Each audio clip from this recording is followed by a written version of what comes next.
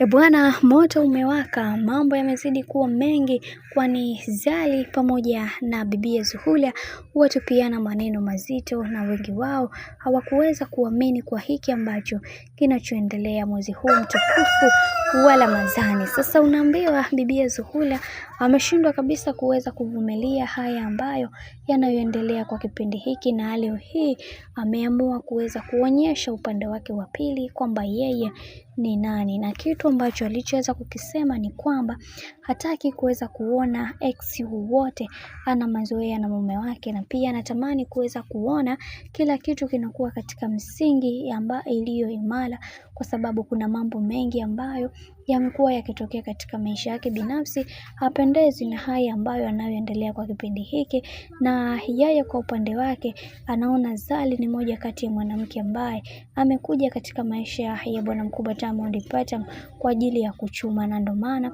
mara zote hatamani kuweza kuona Diamond Platnumz akipitia katika matatizo ambayo yaliyomfanya hayapitie huko kipindi cha nyuma, na ndo maana anapambana kuweza kuhakikisha kila kitu kinakuwa sawa katika upande wake. Na yeye alishaweza kulizungumza hili toka muda, akisema kwamba kiukweli watu wengi ambao waliweza kumuumiza Diamond Platnumz, kiukweli huwa nilikuwa naumia sana, na binafsi sikuweza kupendezewa na hiki, na ndo maana nimeamua kuweza kuyasema haya yote, kwa sababu kuna mambo mengi ambayo binafsi nashindwa kuweza kuyaelewa. Natamani niweze kuongea vitu vingi kuhusiana na maisha yangu, lakini kuna namna mambo bado hayapo sawa, na mimi natamani kuweza kuhakikisha kila kitu kinakuwa katika misingi iliyo imara, na natamani kuweza kuona natengeneza kesho yangu iliyo bora zaidi. Na ameweza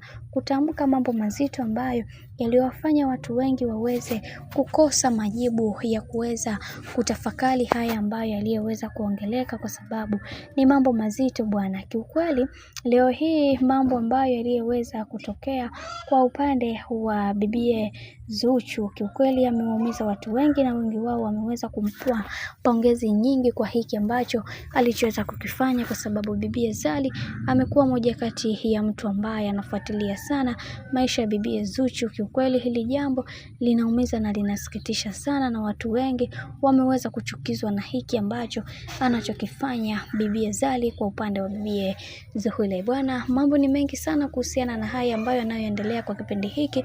Mimi naomba nikusihi kitu kimoja, kama ndo mara kwa kwanza, basi usisahau kusubscribe, kulike, kushare pamoja na kucomment. Mimi sina la ziada, wacha nikutakia siku njema na kazi njema. Tukutane next time. Bye bye.